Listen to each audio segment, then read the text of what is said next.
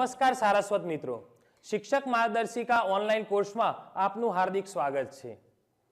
આપ અગાઉ આ કોર્સની અંદર કદમ 1 થી 10 માં ભાષાના પાયાના કૌશલ્યો, વાચન લેખન અને તેને લગતી જુદી જુદી પ્રવૃત્તિઓ વિશે આપણે જોયું। હવે આપણે કદમ 11 માં વાચન અર્થગ્રહણ અને સ્વતંત્ર લેખનનો મહાવરો ઉત્તમ રીતે કેવી રીતે કરી શકાય તેના વિશે આપણે જોઈશું। શિક્ષક મિત્રો, આપ સૌ જાણો છો કે આપણા વર્ગખંડના કેટલાક બાળકો ભાષાના પાયાના કૌશલ્યો, વાચન લેખનમાં કચાશ અનુભવે છે અને મોટાભાગના બાળકો વાચન અર્થગ્રહણ અને સ્વતંત્ર લેખનમાં ખૂબ જ મુશ્કેલી અનુભવે છે। આ કોર્સમાં કદમ 1 થી 10 માં આપણે બાળકોને પાયાનું ચિત્ર આધારિત સ્વતંત્ર લેખન કઈ રીતે થઈ શકે તેની ખૂબ જ મોટી તક પૂરી પાડી છે। બાળકો ચિત્ર જોઈ શબ્દો અને વાક્યોનું લેખન કરી શકે તે ખૂબ જ અપેક્ષિત છે। આ કોર્સમાં કદમ 11 માં મુખ્ય 2 મુદ્દાનો સમાવેશ કરવામાં આવ્યો છે। 1 વાચન અર્થગ્રહણ અને 2 સ્વતંત્ર લેખન। સૌથી પહેલા આપણે વાચન અર્થગ્રહણ વિશે જોઈશું। શિક્ષકે વાચન અર્થગ્રહણ કરાવતા પહેલા ધોરણ 3 થી 5 ના વિદ્યાર્થીઓને શ્રવણ અર્થગ્રહણનો મહાવરો અવશ્ય કરાવો। જેમ કે શિક્ષકે વિદ્યાર્થીઓને વાર્તા અથવા પ્રસંગ કહેવો અને એ વાર્તા અને પ્રસંગને આધારે તેમાંથી કેટલાક મૌખિક પ્રશ્નો પૂછવા।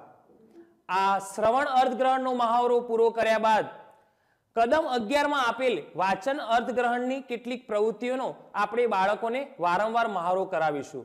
જેમ કે વાર્તા વાંચી પ્રશ્નોના જવાબ આપવાનો મહાવરો કરાવો, ફકરા પરથી પ્રશ્નોના જવાબ આપવાનો મહાવરો કરાવો, સંવાદ પરથી પ્રશ્નોના જવાબ આપવાનો મહાવરો કરાવો, સંવાદને પૂર્ણ કરવાનો મહાવરો કરાવો, કાવ્ય વાંચી પ્રશ્નોના જવાબ આપવાનો મહાવરો કરાવો, વાર્તાને તેના ઘટનાક્રમમાં ગોઠવવાનો મહાવરો કરાવો, બિલ કે જાહેરાત પરથી પ્રશ્નોના જવાબ આપવાનો મહાવરો કરાવો, કોઈ પણ વેપર્સને જોઈ તેના આધારે પ્રશ્નોના જવાબ આપવાનો મહાવરો કરાવો, ચિત્રનું નિરીક્ષણ કરી પ્રશ્નોના જવાબ આપવાનો મહાવરો કરાવો, ફકરાના આડાઅવળા વાક્યને યોગ્ય ક્રમમાં ગોઠવી ફકરો ફરીથી લખાવાનો મહાવરો કરાવો, વાર્તા, કાવ્ય, સંવાદ, બિલ, જાહેરાત કે ફકરામાંથી પ્રશ્ન શોધવાનો મહાવરો કરાવો। અનેક પ્રવૃત્તિઓ આપણે શિક્ષક પોતાની વિવેક બુદ્ધિથી આ સિવાયની પણ પ્રવૃત્તિ કરાવી શકે છે।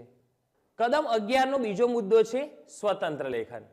કદમ 1 થી 10 માં ચિત્ર આધારિત શબ્દો અને વાક્યોનું પાયાનું સ્વતંત્ર લેખન કરી શકે તેવા ધોરણ 3 થી 8 ના વિદ્યાર્થીઓ માટે કદમ 11 માં બાળકને તેના અનુભવ વિશ્વમાં લઈ જઈ શકવાની ઉત્તમ તક આપેલી છે।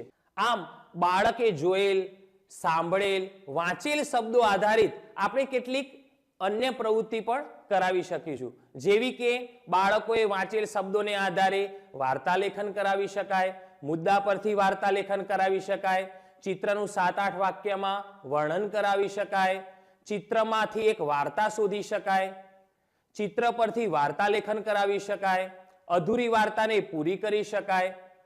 આ ઉપરાંત કલ્પના આધારિત કેટલાક વિષયો જેવા કે જો હું ઉડી શકું તો, જો હું શિક્ષક હોઉં તો, જો હું વૃક્ષ હોઉં તો, જો હું નદી હોઉં તો જેવા વિષયો વિશે તેને લખાવી શકાય।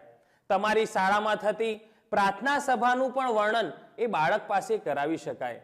આ ઉપરાંત વરસાદ વરસ્યા પછી તમારી આસપાસ કેવા કેવા ફેરફારો થાય છે તેના વિશે પણ બાળકને લખવાનું કહી શકાય। તમારી શાળામાં ઉજવાતા વિજ્ઞાન મેળા, બાળ મેળા અને અન્ય કોઈ પ્રવૃત્તિ હોય તેના વિશે બાળકોને લખાવાનો મહાવરો કરાવી શકાય। તમારી શાળામાંથી યોજાયેલ કોઈ ટ્વિનિંગ પ્રોગ્રામ હોય અથવા તો પ્રવાસ પર્યટન હોય તેના વિશેનો અહેવાલ બાળકો પાસે લખાવી શકાય। તમારી શાળામાં ચાલતા ઇકો ક્લબ અથવા તો કિચન ગાર્ડન પ્રયોગશાળા વિશે પણ બાળક પોતાના મિત્રને પત્ર લેખન કરી શકે। આવી અનેક પ્રવૃત્તિઓ દ્વારા બાળકને આપણે ઉત્તમ સ્વતંત્ર લેખન કરી શકે તેવી તકો પૂરી પાડી શકીએ છીએ। આભાર।